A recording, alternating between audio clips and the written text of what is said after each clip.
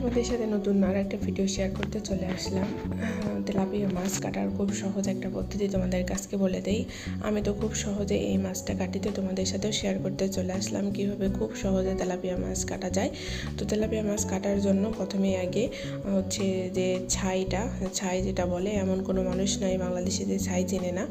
মেয়েরা, বিশেষ করে মেয়েরা ছাই চেনে না। তো এই ছাইটা প্রথমে হাতে একটু একটু করে নিতে হবে আর মাছের এই কাটাগুলো কাটতে হবে। যদিও আমি ব্রিটিশ পিরিয়ডের বটি দিয়ে কাটতেছি, আমার কষ্ট একটু বেশি হচ্ছে এই কাটাগুলো কাটতে, তবুও নিজের কাজ নিজে করতেছি ভালোবেসে।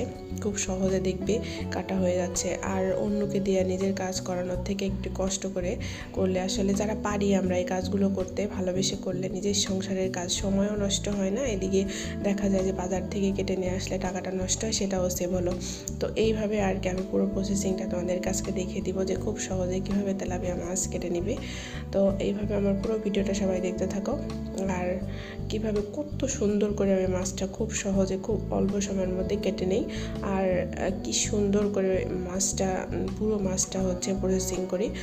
মাছটা কি সুন্দর করে পিস পিস করে কেটে নেই, একটু কোথাও কোনো নষ্ট হবে না, বাঁকা হবে না, হাঁকা বাঁকা কোনো কিছু হবে না। খুব সুন্দর করে পিস পিস করে মাছটা আমি সুন্দর করে সাইজ করে কেটে নেই। পুরো ভিডিওটা দেখবে, তাহলে তোমরা বুঝতে পারবে।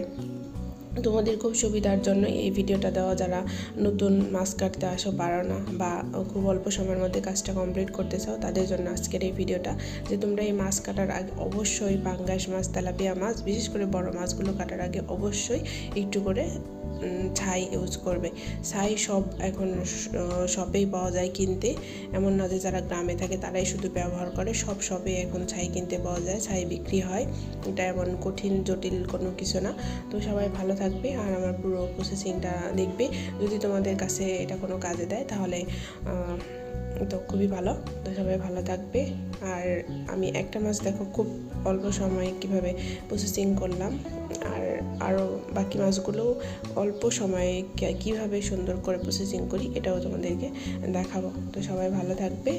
আর আমার ভিডিওগুলো যদি ভালো লেগে থাকে, লাইক, কমেন্ট, শেয়ার এবং সাবস্ক্রাইব করে আমার চ্যানেলটির পাশে থাকবে। আল্লাহ হাফেজ।